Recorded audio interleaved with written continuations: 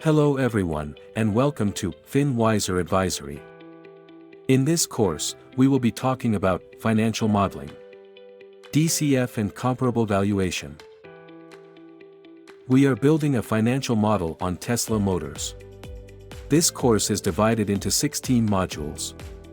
In Module 13, we will cover DCF.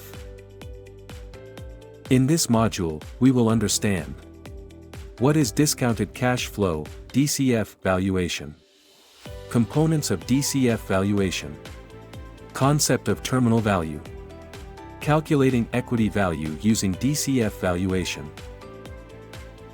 We will be using Microsoft Excel. In this template, there are two sheets named as DCF 1 and DCF 2, which step by step run the user on how to incorporate DCF valuation in the model. Historical income statement, balance sheet and cash flow created in the previous modules are available in this as well. Once the user completes a module, the final outcome of that is available to be used in the next module. Now, let's get started. Let us first understand what DCF is.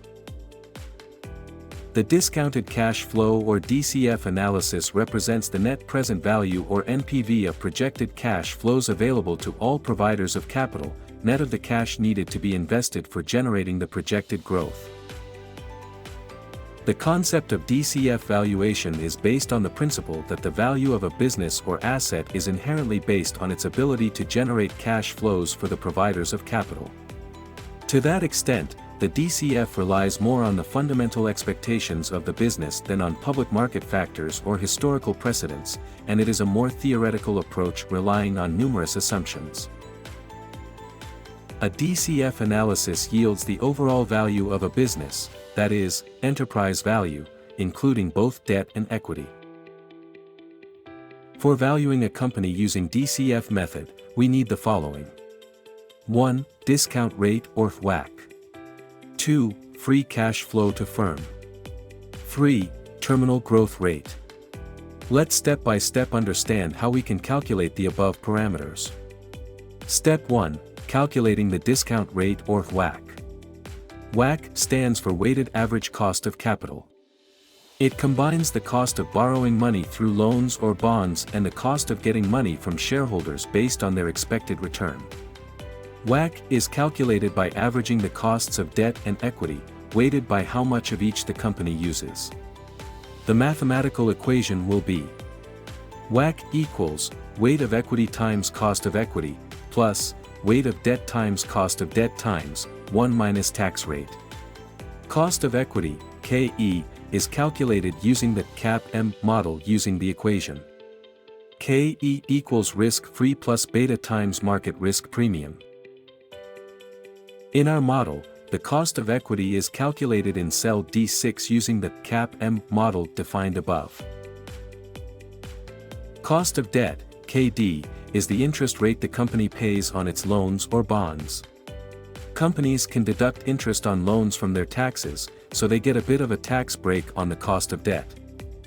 KD equals cost of debt times 1 minus tax rate.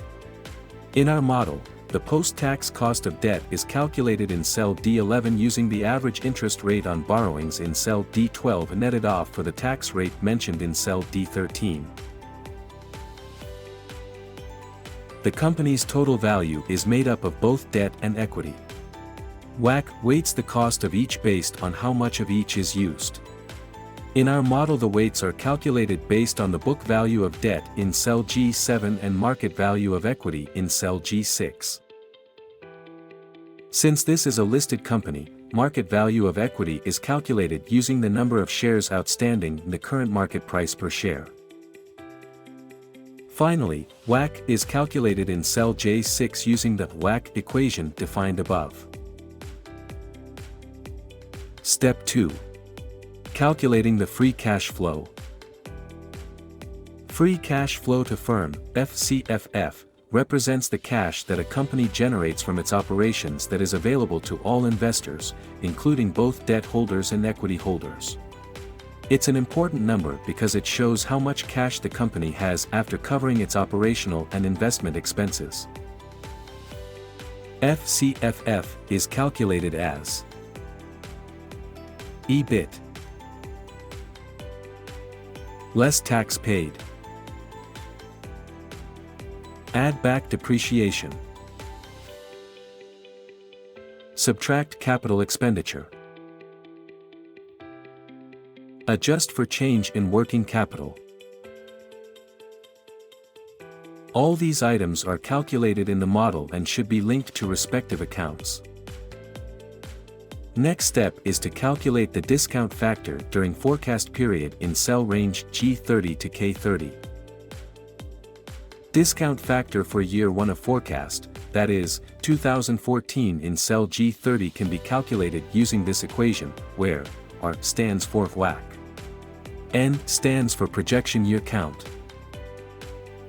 Lastly, we calculate the present value of the cash flows in cell range G32 to K32 by multiplying FCFF for each year with the respective year discount rate.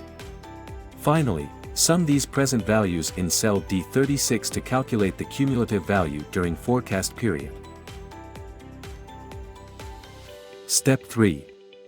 Calculating terminal value. The terminal value, TV, captures the value of a business beyond the projection period in a DCF analysis, and is the present value of all subsequent cash flows. Terminal value is calculated in cell K33 using the equation FCF times 1 plus G over WAC minus G, where FCF stands for the FCFF of the last forecast year, that is, 2018. G stands for terminal period growth rate of 3% assumed in cell K8. WACC as calculated in cell J6. The terminal value is then discounted using the 2018 discount rate to calculate the present value of terminal cash flows in cell D37. In cell D38, sum up the present value of FCFF and terminal value calculated in cell D36 and D37 respectively to calculate the enterprise value of the business. Step 4. Calculating the intrinsic equity value per share. Calculate total equity value by deducting the book value of debt and adding the available cash to the enterprise value as done in cell range H36 to H39. Finally, divide this total equity value by the number of outstanding shares to derive the intrinsic equity value per share as shown in cell range L36 to L38. That's all for now. See you in the next module. Have a wonderful day.